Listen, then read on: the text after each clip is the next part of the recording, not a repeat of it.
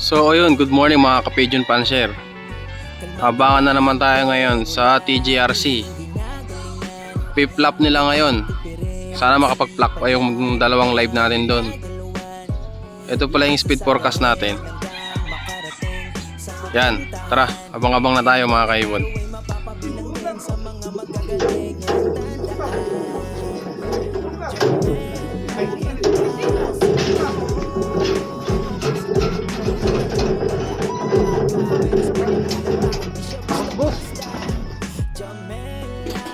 So ayun mga kaibon, cut off na tayo.